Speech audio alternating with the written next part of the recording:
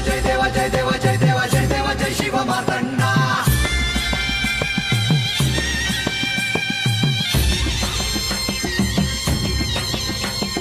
जय देवा जय देवा जय देवा जय देवा जय देवा जय शिव मार्तंडा. हरिवर्धन मल्हारी तुझी प्रचंडा.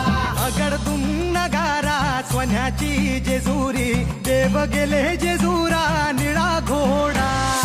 अगडदुम नगारा सोन्याची जेजुरी देव गेले जेजुरा निळा घोडा. पावमे तोडा कमरी कर पटा मिहिर मस्तकी तुरा. खोबऱ्याचा कुटका भंडाऱ्याचा भडका बोल अहंकारा सदानंदाचा येळकोट. सदानंदाचा येळकोट. जय देवा जय देवा जय देवा जय देवा जय देवा जय शिव मार्तंडा. जय देवा जय देवा जय देवा जय देवा जय देवा जय शिव मार्तंडा. हरिवर्धन मल्हारी तुझी प्रचंडा. जय देवा जय देवा जय देवा जय देवा जय देवा जय शिव मार्तंडा. हरिवर्धन मल्हारी तुझी प्रचंडा.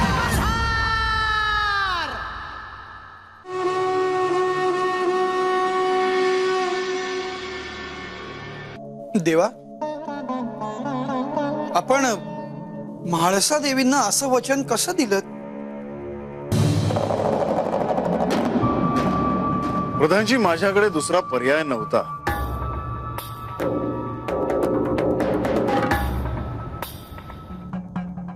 परंतु देवा, बाणाईच्या निमंत्रणाचं काय? ते मी तिला आधीच देऊन आलोय आणि म्हणूनच म्हाळसेला वचन देताना मी असे म्हणालो की त्या मुलीला या क्षणापासून मी राज्याभिषेकाचे निमंत्रण देणार नाही. आपली शिवलीला अगाध आहे देवा. पण प्रधानजी, आता आपले दायित्व वाढले आहे. परंतु देवा, आपण स्वतः निमंत्रण दिलं असल्यामुळे प्रश्नच मिटला. हो, पण प्रधानजी, आता आपल्याला एक महत्वाचं कार्य करायचं आहे. माझ्या सर्व प्रिय भक्तांना राज्याभिषेकासाठी जेजुरीत येता यावं. त्यांना माझा राज्याभिषेक पाहता यावा. तसेच माझ्या भक्तांना माझी भेट घेता यावी, हे आपण पाहावं.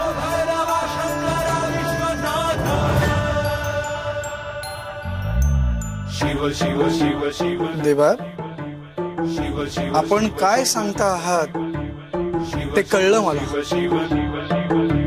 नाव तुझे मल्हार सदा.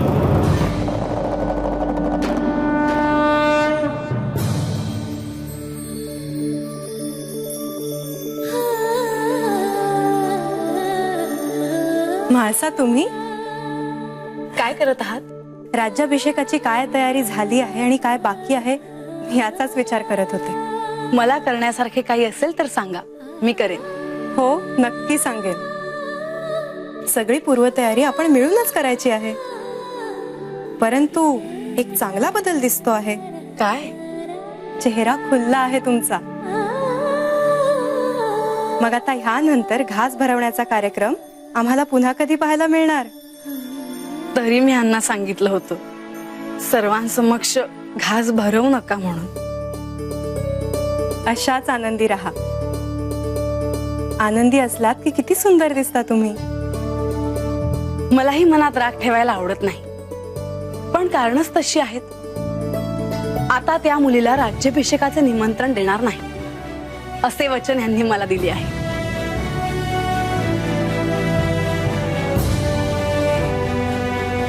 तुमच्या मनासारखं झालं ना? राज्याभिषेकाच्या सोहळ्यासाठी इतकी मोठी गर्दी असणार, देशोदेशीचे लोक येणार, त्या सर्वांसमक्ष ती मुलगी येणार ही कल्पना मला सहन होईना. ही गोष्ट इथे थांबत नाही. सगळ्यांच्या हे लक्षात येणार, मग चर्चा होणार. ही गोष्ट मी सहन करू शकत नाही. म्हाळसा, तुम्ही याचा विचार आत्ता करू नका. आपण हा राज्याभिषेकाचा सोहळा किती सुंदर होईल हे पाहूया. हो, तोच विषय काढून मी तुम्हाला त्रास तर देत नाही ना? आपल्या प्रिय माणसांचा आपल्याला त्रास होतो का? तुम्हाला काहीही बोलायचं असेल तरी मी आहे. आणि महत्वाचं म्हणजे ही अमृताची कुपी तुम्ही अशी का घेऊन आलात? मी हेच विचारायला आले की ही कुपी सुरक्षित कुठे ठेवू? ही अमृताची कुपी तुम्ही तुमच्या कक्षात बंद पेटीत ठेवा. ही कुणाच्याही हाती लागता कामा नये. हे अमृत जर कुणाच्या हाती लागलं तर अनर्थ होईल.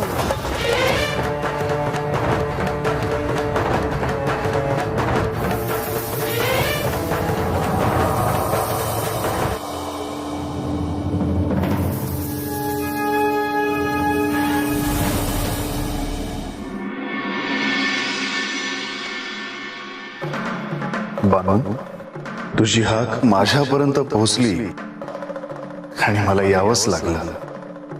बानू, तू माझी प्रिय भक्त आहेस. तुला जेजुरीत यायचं आहे.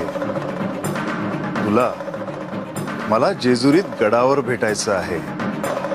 माझा राज्याभिषेक बघायचा आहे. ये बानू, काय झालं ग? कुठं काय? अगं मला ठाव आहे, खंडोबाच्या राज्याभिषेकाला जेजूरला जायचं म्हणून तुला आनंद झालाय ना? हा? वय ना? वय बा. परवा जेव्हा मला खंडोबा म्हणले की तू राज्याभिषेकाला बा संग ये, तेव्हा मी म्हणले त्यांना की जो पतूर बा मला सांगत नाही जेजुरीला जायत तोवर मी आणाही यायची. माझंच चुकलं ग पोरी. मी अवघा बोललो बघ तुला. नाही बा, माझं चुकलं. आता पतूर तुम्हाला कधी बी काय बी कमी पडू दिलं नाहीस. अक्षी हातच्या फोडावानी जपलंस. उलट मी आज तुझं मन दुखावलं. नाही नाही पोरी, नाही. अगं मला समज ठाव असून मी तुझ्याशी असं वागलो बघ. तू घरातून निघून गेल्यानंतर ना मला सारखी तुझी आठवण येत होती ग. अगं तुझ्या आठवणीनं ना बापाचं काळी तुटत होत ग.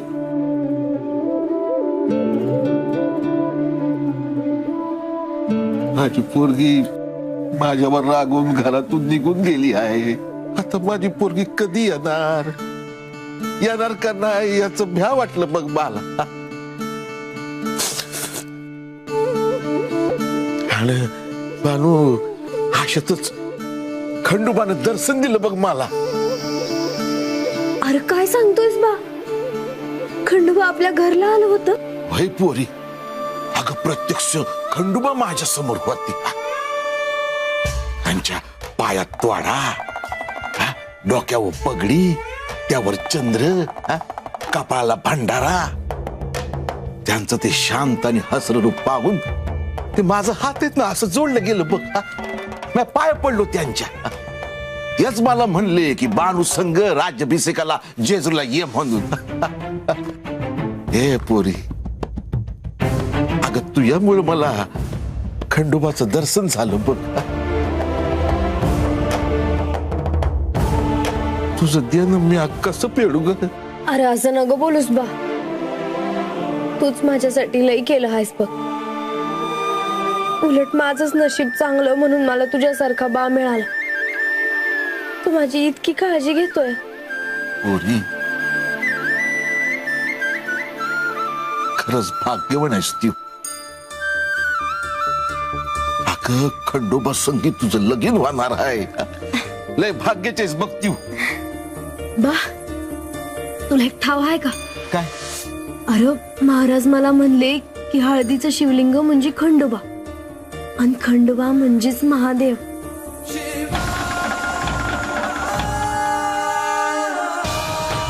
वय बा, अरे खंडोबा म्हणजे साक्षात महादेवाचा अवतार आहे. हे बानू, आज तुझ्यामुळे मला प्रत्यक्ष महादेवाचं दर्शन झालं बघ. धन्य झालो पोरी. आता कधी एकदा मी जेजुरीला जाते असं झालंय बघ मला. अनबा, अरे म्हणजे कुठं आहे? अगं असेल की घरला. वय आत्ताच जाते आणि तिला समजा सांगते बघ. हा जा पण लवकर या. वय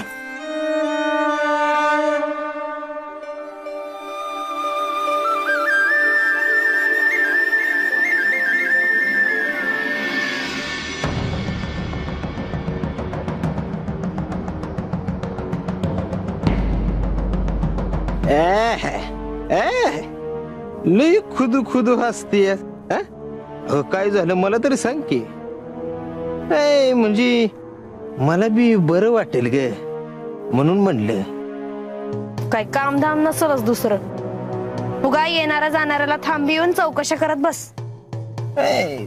दुसऱ्याच काय ठाऊ नाही, पर तुला तरी इशारा पाहिजे का नको म्या? काय झालं, कुठे चाललीस, काय करती? तू कोण आहेस र तवा माझा? तुला सारं सांगाया. ए बानू, तुला सांगू का कोण आहे ती? बानू लईच काय आहे म्हणायची. अगं कुठं चाललीस ती तरी सांग की. मंजीच्याच चालली आहे का? नाही, आजकाल कुणाला बी न सांगता लई इकडे तिकडे हिंडत असतेच म्हणून विचारलं. काळजी वाटते ग. माझी काळजी कराया माझ्या घरचे आहेत. तू नको उगा जीवाला तारास करून घेऊ. तू किती बी नाही म्हणली तरी त्रास होतो ग. तू आम्हाला किती बी घालून पाडून बोललीस, काय बी सांगितलं नाही तरी तुझी लई काळजी वाटते मला. एक विचारू का? आता सरळ विचार की, कशाला उगा इटुळं घालतोयस? घर सोडून कुठे गेली होतीस? लई हौस आहे ना तुला? मग ऐक, मी रानात गेलते. आणि कशाला ती विचारू का? सांगते की. समजा ऐकल्याशिवाय तसं बी तू जाऊ देणार आहेस होय मला? खंडोबाचा जप करायला गेलते. अगं बानू, तुला किती वेळा सांगितलं, ती देव आहे ती देव, आणि आपण साधी माणसं रानातली. आपण आपल्या परीनं वागावं. शिरड चराय नाही वी रानात. वस्तीतल्या आपल्या माणसं संग राहावं, लगीन करावं. म्हणजे भक्ती एवढी करत जाऊ नगस, इसराय होईल समज. मी काय करायचं आणि काय नाही हे सांगाय तुझ्या परीस लई चांगली लोक आहेत माझ्या आजूबाजूला. त्यामुळे तू यात पडू नगस. मी फक्त सांगितलं, नाहीतरी तो कुणाचं ऐकतीस तवा? तो आज्याचं नाही ऐकत तर माझं काय ऐकणार आहेस? तुला काय ठाव र? मग रानात काय उगच गेली होतीस का? आजा काय बेबी बोलला असेल म्हणून डोसक्यात राग घालून गेलीच निघून रानात, कुणी सांगावं? हे रंग्या, तसं काय बी नाही हाय. आणि म्या माझा बा बघून घेऊ काय ती. राहिलं बर. राज्याभिषेकाला जाणार आहेस ना? म्हणजे जायचं ना आपण? बानू, बानू, बानू, बानू, तुला कसं सांगू माझं किती प्रेम आहे तुझ्या. तू किती बी वांगाळ बोललीस, कशी बी वागलीस, तरी म्या तुझ्याशीच लगीन करणार. औंदाच्याला तुला घेऊनच जेजुरीला जाणार राज्याभिषेकाला.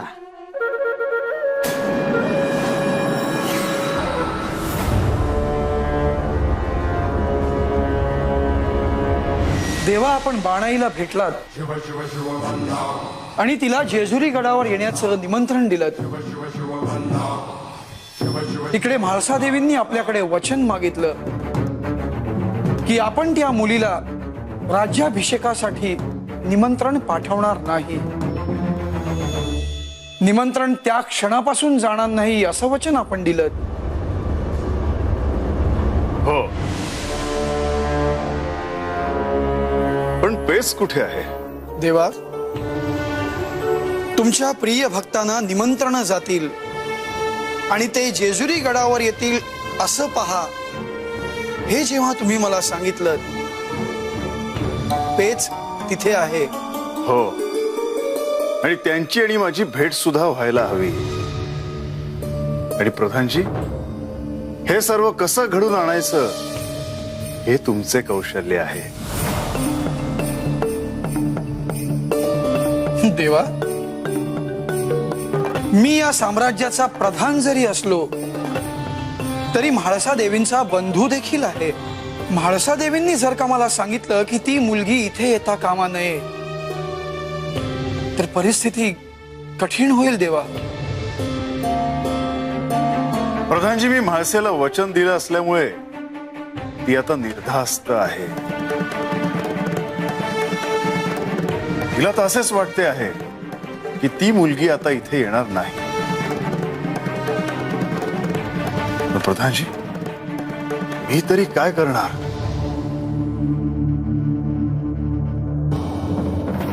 ही नियती आहे. परंतु म्हाळसा देवींना वचन दिल्यानंतरही जर का बाणाई इथे दिसली तर हे कसं घडलं असं म्हाळसा देवी विचारू शकतात. होय, पण प्रधानजी, हे जेव्हा घडेल तेव्हा ते कसं सावरायचं ते बघू. देवा, आपण आणखीन एक पेच निर्माण करून ठेवला आहे. आणखीन एक पेच? कोणता? म्हाळसा देवींना अमृताची कुपी भेट देऊन पृथ्वीवर अमृत आणून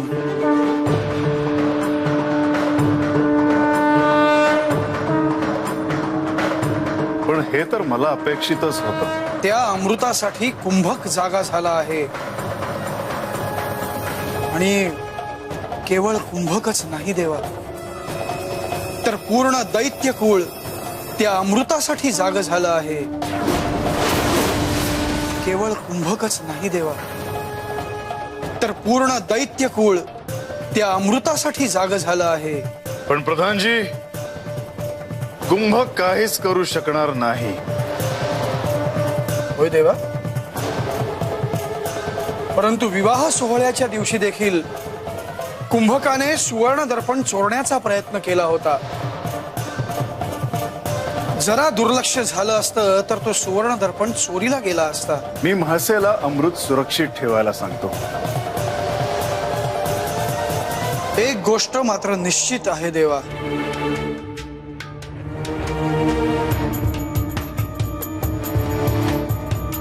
राज्याभिषेकासाठी मला वेगळी सुरक्षा व्यवस्था ठेवावी लागेल.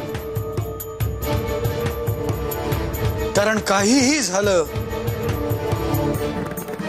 तरी अमृत मिळवण्यासाठी कुंभक इथे येणार.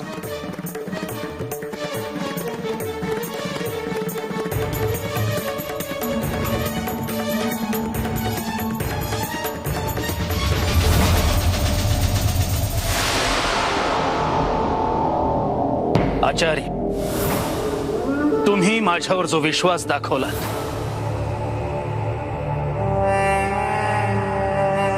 त्याने माझ्या आयुष्यात पुन्हा माझ्या मनासारखं घडेल असं वाटू लागलं. कुंभक, तू मल्लासुराचा पुत्र आहेस.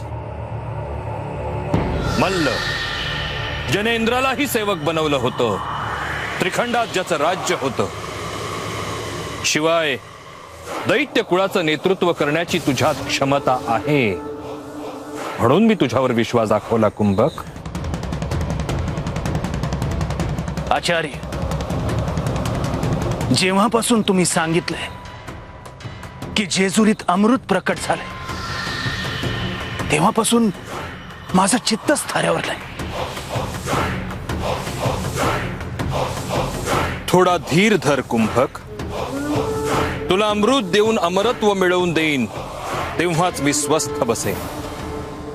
दैत्य कुळाचा उद्धार करायचा असेल तर असं नेतृत्व हवं की ज्याला मरणच येणार नाही.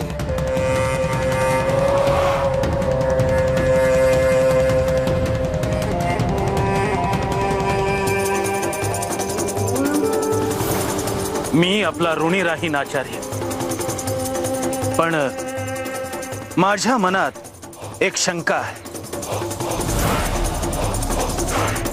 विषय अमृताचा आहे तेव्हा अनेक प्रश्न, शंका असणारच. तुम्ही ते अमृत मागायला जेजुरीत जाणार आणि तो खंडोबा ती कुपी सहज तुमच्या हातात देणार, असं कसं घडेल? ते सहजच घडणार नाही. आपली न्याय बाजू श्री खंडेरायांसमोर मांडणं हाही एक संघर्षच आहे.